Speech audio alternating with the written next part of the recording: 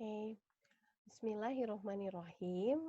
Assalamualaikum warahmatullahi wabarakatuh. Salam sejahtera untuk kita semuanya. Apa kabar Ananda semua? Mudah-mudahan senantiasa dalam keadaan sehat walafiat.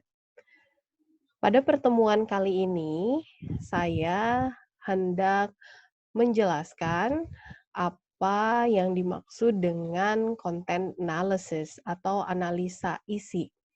Ini merupakan sebuah introduction atau perkenalan terhadap content analysis. Saya yakin Ananda akan dapat lebih mengeksplorasinya lagi melalui sumber-sumber, baik itu dari buku-buku maupun dari artikel atau laman-laman web lainnya. Baik, saya akan mulai. Saya akan coba share screen.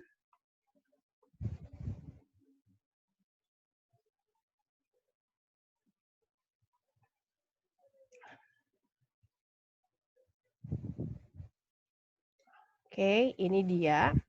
Content analysis, sebuah introduction. Disampaikan oleh saya, Nadia Tiara Antiksari, MPD, tim dosen mata kuliah metodologi penelitian PGSD UPI Purwakarta. Yang pertama, apa itu content analysis atau analisa isi? Menurut Berelson di 1952, juga Kerlinger ya 1986, content analysis itu adalah sebuah penelitian unobtrusif, yaitu kita tidak mengambil data langsung dari orang. Maksudnya, ada kalanya seorang peneliti itu tidak selalu mengambil data, misal ke sekolah, mewawancara, mengobservasi langsung di kelas gitu ya, terkait dengan jurusan kita ya di PGSD ini ke sekolah. Tapi bisa juga kita melakukan penelitian tidak berkenaan langsung dengan orang. Nah, disitulah kita melakukan content analysis. Lalu, jika tidak mengambil data dari orang secara langsung, dari mana?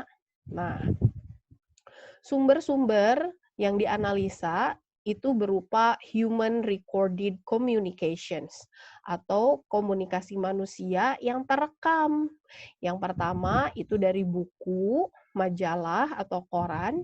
Yang kedua dari rekaman pidato dan wawancara. Ketiga dari konten web atau laman internet dan media sosial. Dan yang keempat dari foto dan film. Langkah-langkah penelitiannya ada 5. Yang pertama, mengidentifikasi konten atau sumber yang hendak dianalisa. Yang kedua, mengidentifikasi unit analisa. Yang ketiga, membuat kategori. Keempat, sampling. Dan kelima adalah coding. Mari kita lihat satu persatu langkahnya. Yang pertama itu mengidentifikasi konten atau sumber yang akan dianalisa. Dari 5 sumber, dari beberapa jenis sumber analisa yang tadi disebutkan seperti foto, video, rekaman wawancara, buku, majalah, kita harus menentukan ya mana konten yang hendak kita analisa. Misalnya dari buku. Lalu misalnya buku teks bahasa Inggris siswa sekolah dasar, misalnya seperti itu. Lalu ada 2 jenis konten yang disebut manifest konten yang tersurat, yang benar-benar tertulis, atau kita hendak menganalisa laten konten, makna tersirat dari kata-kata atau unit analisa yang kita inginkan. Yang kedua, nah ini dia, unit analisa. Mengidentifikasi unit analisa. Dikatakan ada 5 unit analisa yang dapat kita pelajari ketika melakukan content analysis, yang dapat kita investigasi. Yang pertama, simbol atau kata. Lalu ada tema. karakter, item atau benda atau hal, dan ukuran waktu atau ruang. Langkah selanjutnya yang ketiga adalah membuat kategori. Misalnya, kita hendak memeriksa RPP, rancangan pembelajaran bahasa Inggris ya, di sekolah dasar. Dan kita ingin memeriksa langkah-langkah pembelajaran yang manakah yang merujuk kepada perubahan perilaku, pertama kategori kognitif, yang kedua kategori afektif, yang ketiga kategori psikomotorik. Jadi kita membuat 3 kategori ini. Lalu yang keempat, sampling yang dilaksanakan dalam 5 bentuk sampling katanya ya, ada simple random, systematic random, systematic stratified, probabilistic, dan non-probability sampling. Nah, ini Anda bisa baca lebih lanjut sepertinya ada di buku Frankel ya. Nanti akan saya tuliskan juga di sumber-sumbernya di bagian akhir slide ini ya. Yang terakhir adalah coding. Coding itu artinya memasukkan data-data ke dalam kategori-kategori yang telah ditentukan. Jadi misalnya kita tadi memeriksa RPP bahasa Inggris, misal kelas 6 SD ya. Lalu kita memasukkannya langkah-langkah yang ada di RPP tersebut, mana langkah-langkah yang merujuk kepada perubahan perilaku kognitif, afektif, dan psikomotorik. Kita masukkan dari RPP yang telah kita peroleh, misal dari guru sekolah dasar. Seperti itu. Content analysis ini memiliki 2 sifat. Yang pertama, quantitative content analysis, di mana kita masih menghitung frekuensi data hasil codingnya. Jadi dihitung oleh kita berapa jumlah langkah pembelajaran yang merujuk ke perubahan perilaku kognitif, mana yang merujuk ke perubahan perilaku afektif, dan mana yang merujuk kepada perubahan perilaku psikomotorik. Kita jumlahkan seperti itu, jumlahnya berapa. Itu bersifat kuantitatif. Walaupun content analysis ini sepemahaman saya ini merupakan bagian dari social study ya, yaitu bagian dari qualitative research. Tapi ada yang sifatnya menghitung gitu ya. Bukan berarti dia adalah quantitative research.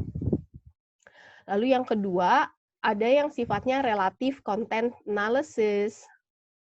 Nah, relative content analysis ini tidak hanya menghitung jumlah hasil codingan, tapi juga melihat makna dari hasil tersebut. Oleh karena itu, ia juga sering disebut sebagai semantic analysis. Nah, ini sumber-sumbernya. Kebetulan saya memiliki satu studi skripsi yang sepertinya ternyata itu adalah sebuah content analysis ya. Mari kita lihat bersama. Yang bisa Anda akses di jurnal.upi.edu. Saya akan menampilkannya untuk Anda.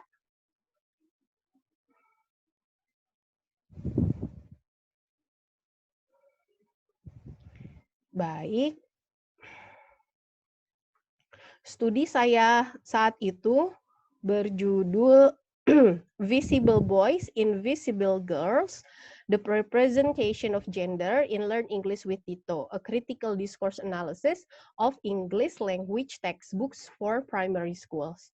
Jadi pada saat itu saya menganalisa buku teks bahasa Inggris yang ada di SD dan saya memeriksa makna gendernya. Mari kita lihat isinya. Oke. Nah, dilihat sekilas,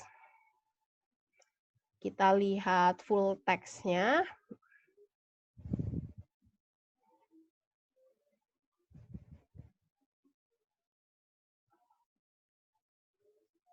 Oke. Jadi Anda dapat mengaksesnya di jurnal.upi.edu. Nah, apabila Anda melihat di sini, saya memeriksa buku teks bahasa Inggris. Lalu saya memeriksa buku hanya kelas 4, 5, dan 6. Alasannya karena di buku teks kelas tersebut, di kelas tinggi, sudah banyak mengandung kalimat-kalimat. Karena yang hendak saya analisa atau unit analisanya adalah berupa words, ya, sentence, kalimat.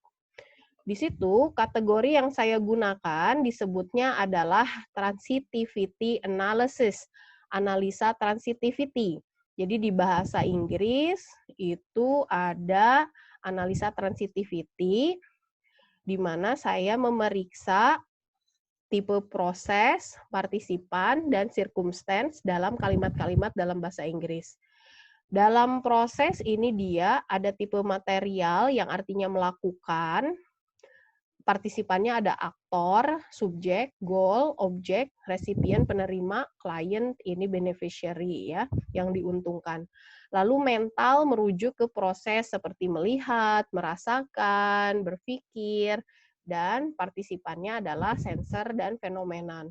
Sensor ini subjeknya, fenomenon itu adalah objeknya di kalimat dengan proses verb, mental proses verb. Lalu ada relational, verbal, existential, behavioral. Ini adalah kategori-kategori yang saya gunakan untuk mengcoding atau memasukkan data-data kalimat yang ada di seluruh buku teks kelas 4, 5, 6 tersebut, sehingga nanti menjadi sebuah data. Data yang saya inginkan pada saat itu bersifat dua hal tersebut, yaitu kuantitatif dan relational content analysis. Kita lihat di sini misalnya, I love my teacher. Ini cara menganalisanya. I itu subjek, love itu mencintai, feeling, berarti proses mental. My teacher itu objek yang dicintainya. Itu adalah fenomenon. Tito di sini adalah seorang karakter anak laki-laki, ia adalah sensor dalam kurung saya tandai M, male ya, pria. Lalu di sini juga ada fenomenon my teacher, di situ ada gambar penjelasnya dan itu ternyata seorang ibu guru ya, perempuan. F, saya tandai F artinya female. Lalu saya hitung berapa jumlah aktor yang male, berapa jumlah aktor yang female, berapa jumlah fenomenon male, berapa jumlah fenomenon yang female, seperti itu ya. Jadi karena ada penjumlahan, ada penghitungan, ada frekuensi yang dihitung, itu konten analisis saya bersifat kuantitatif.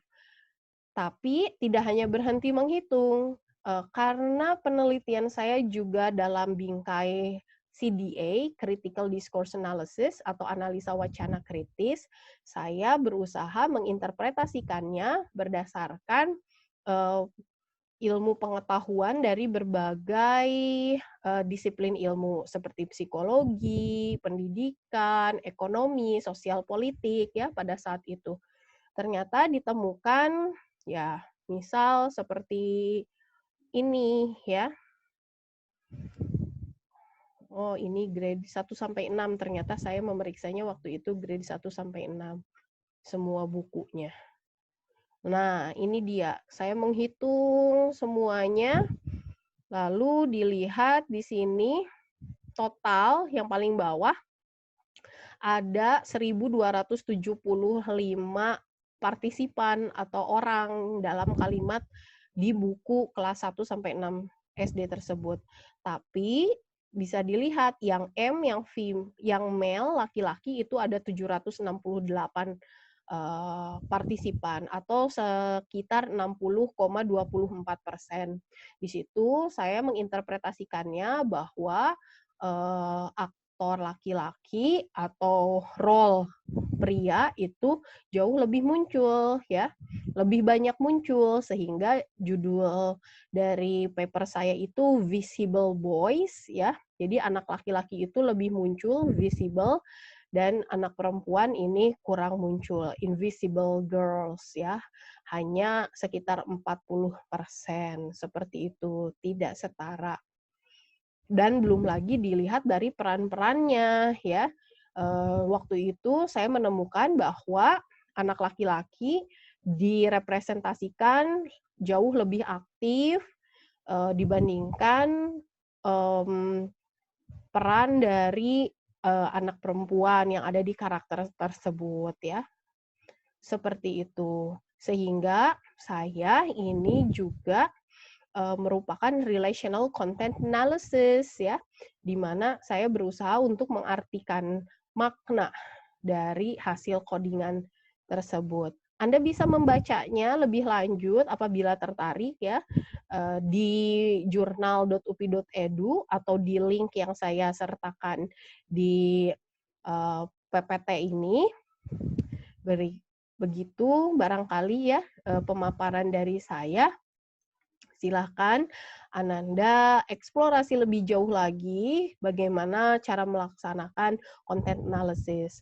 Sepengetahuan saya yang biasanya disebut sebagai sumber content analysis itu ada di Berelsen tadi ya dan Kerlinger, tapi masih ada banyak lagi sumber-sumber untuk mempelajarinya. Jadi seperti itu bahwa kita dapat melakukan penelitian tanpa harus terjun langsung ke lapangan dan mengambil data langsung dari orang, seperti melakukan wawancara atau observasi atau melakukan tindakan gitu ya, memberikan treatment di kelas. Tapi content analysis ini adalah sebuah alternatif yang lain. Saya harap bermanfaat ya untuk semuanya. Terima kasih banyak. Wassalamualaikum warahmatullahi wabarakatuh.